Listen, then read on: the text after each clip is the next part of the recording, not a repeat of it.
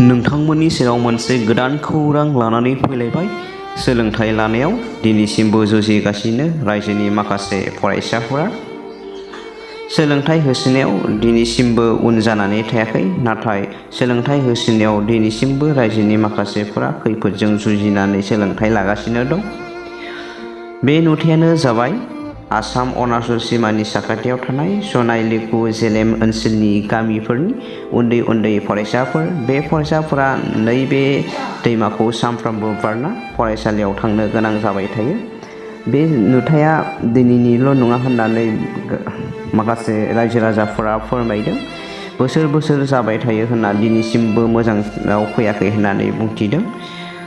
बिथांमोना मा फोरमायदों फै भिडिअनि गेजेरजों आबुङै मिथिना लानि।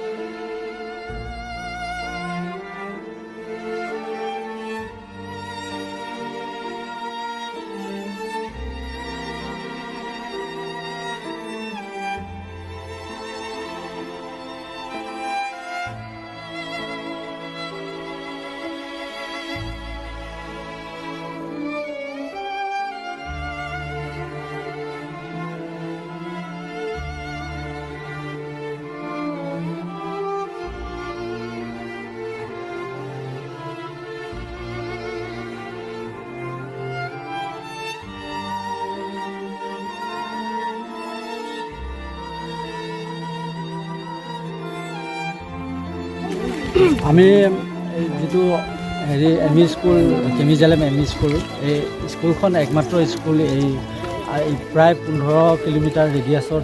তাৰ মাজত ক'তো স্কুল নাই। ইয়াত এলপি স্কুল প্ৰায় 10খনমান আছে। তাৰে একমাত্ৰ এমই স্কুল এই কেমিজালেম এমই স্কুল। কেমিজালেম এমই স্কুলৰ ল'ৰা ছোৱালী বহুত, ইয়াত প্ৰায় 150ৰো অধিক আছে ছাত্ৰ ছাত্ৰী। কিন্তু এই ছাত্ৰ ছাত্ৰীবিলাকে এই ভাল দিনত, এই শুকান দিনত যথেষ্ট ছাত্ৰ ছাত্ৰী আহে, কিন্তু যেতিয়া বাৰিষা কাল আহে তেতিয়া ইয়াত ছাত্ৰ ছাত্ৰী আহিব নোৱাৰে।